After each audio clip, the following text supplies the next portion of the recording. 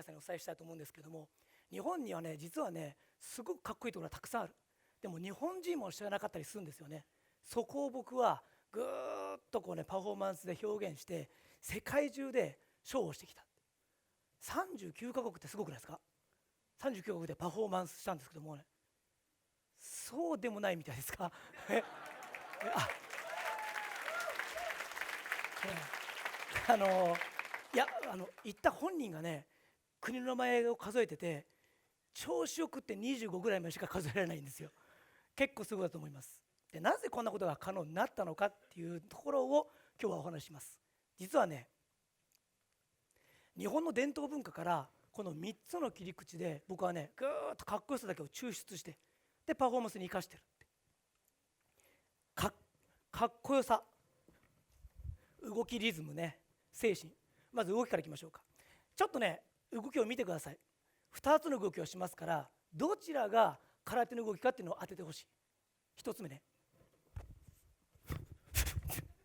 なぜここで笑いが起きる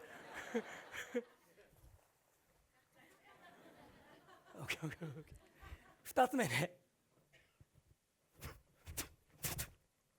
どちらが空手の動きでしょうかって。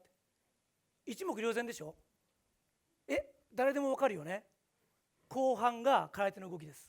これね格闘技に興味のない人でもみんなわかる。でもなぜ、そこが日本のかっこよさが隠されているところなんですよ。ボクシングはね実は全ての各部をひねりながらパワーを生み出す。腰もツイスト、胸もツイストでひねりの動きです。でもね空手は全く逆。腰まっすぐ前、胸まっすぐ前でストレートにエネルギーを出す。逆側の手を引き手っていうんですかね、引いて体をロックさせる。そうひねらないことによりアームをシャープにコントロールすることができる。そして引き手を引くことによってシャープな動きをスパーンと止めることができる。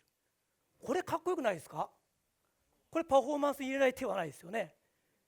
僕の動きすべてここから来てるんですね。リズム、リズムというか音の使い方です。日本の文化って本来ねあんまり意味のないっていうものを間と表現して結構大切にするんですね。間を外さないようにとか間を取るとかね。で僕はね一番注目しているのがこれ一本締めです。一本締めって知ってますね。よーポンってやつね。これ日本の方々とやるとビターッと揃う。でも海外でやるとこれがねバラバラバラバラって短い拍手みたいになるんですよ。不思議でしょ。だって僕ら日本人一本締めをね一生懸命練習してできるようになったわけじゃない。普通にできるって。一回ちょっとここでやってみましょうか。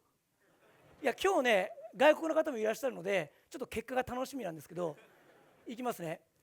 よーっねいやありがとうございます。不思議でしょ。でもこれね海外の方から言わせるとよーおのおが終わった後無音になるでしょって。どこからのタイミングで動き出してどこからのタイミングで音を出すのって考えるそうなんですよ。でも僕らは全然考えてない。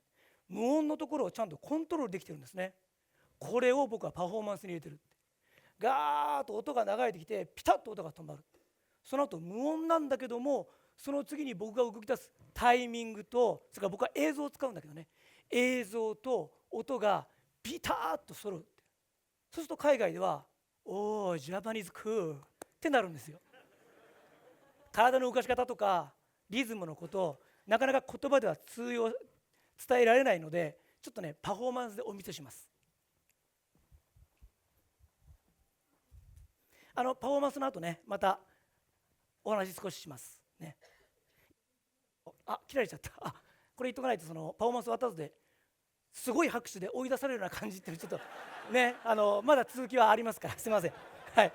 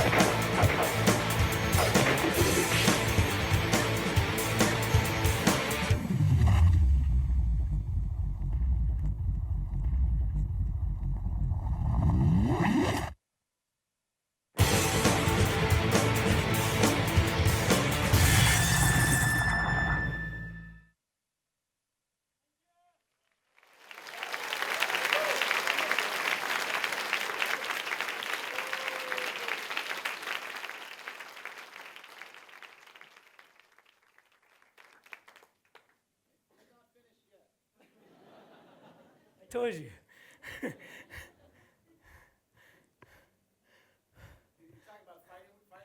Self, taking it to a whole new level, isn't it, huh?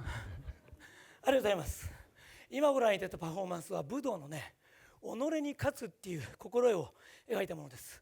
修行をずっと続けると心の壁が破れてブレイクスルーが起きる。で気づくんですね。敵は外にいないって、自分の中にこそ敵はいる。で自分自身との戦いが始まるっていう内容です。ちなみにね、僕の名前勝美って言います。両親がつけてくれてね、大変感謝してます。最後、先ほどのね、己に勝つも精神の格好性ですけども、もう一つどうしても僕はね伝えたいものがある。それはね、武道の中で一つ面白いね、考え方があるんですよ。こんなの知ってます？日本の武道って勝っても喜んではダメなんですよ。おかしいでしょ？だって勝つために一生懸命トレーニングしてきたのに、勝った瞬間喜んじゃダメなんですよ。なぜかって、武道はもともと真剣のバトルだった。だから自分が勝ったっていうことは目の前に負けてる相手がいるわけですよね。昔の戦いだったら大怪我してる、もしかしたら命を落としてるかもしれない。だから勝った人はまず相手のことをいたわる気持ちを持ちましょうねっていうのが、勝っても喜んではダメという教えなんです。これかっこよくないですか？即印って言います。即印の心とかね。これね、実際に皆さんの携帯で即印って入れるとこの漢字出てきますよ。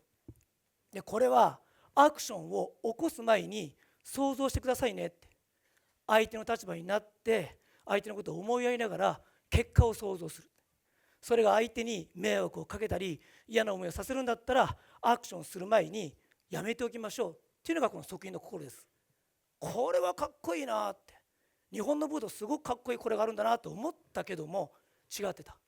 これ実はね、日本人全員がね根底に持ってるものなんですよ。何で気づいたかというと、震災の後です。被災された方々が水の配給を待つときにね、一列になってそれをずっと並んで順番待ってるって、それをね海外のメディアはもうこぞって取材して自分たちの国で発信してた、ニュースとしてね。でも僕たちからするとそんなにニュースのようなことでもないなと思ってる。なぜかというと、自分のことに置き換えてみると、例えば家が流されて家族失って喉がカラカラって、だからって言って人をしのけて水を取ろうとは思わない。だって前並んでる人も多分そうなんだろうなって、後ろの人だってもっとひどいかもしれないって、まず相手の立場になって相手のことを思いやるから、その心が自然に一つのラインにつながるんですよ。で僕これに気づいた時にね、これこそジャパニーズクールだと思ったんですよ。めちゃくちゃかっこいいなって。でこれを僕はね今ね目標にしてる。即印をパフォーマンスで表現するって、世界中に伝えたい。だってアクションを起こす前に相手の身になって考えてくださいねって、こんな考えがあるってことを知るだけでも人は変わると思う。僕はパフォーマンスでね表現していくから、今ここで初めて知った皆さんはたくさんの方に、いや日本って即印っていうのがあるらしいよって伝えてほしいです。2020年に向かって海外からたくさんお客さんがいらっしゃるじゃないですか。で聞かれると思うんですよ。ねえねえねえねえねえ、日本のいいとこってどこなのって。で皆さん個人個人が多分日本のいいとこたくさんお持ちだと思うんですけども、そこの中の一つにね、ぜひこの即印を加えていただけたらなと思います。ありがとうございました。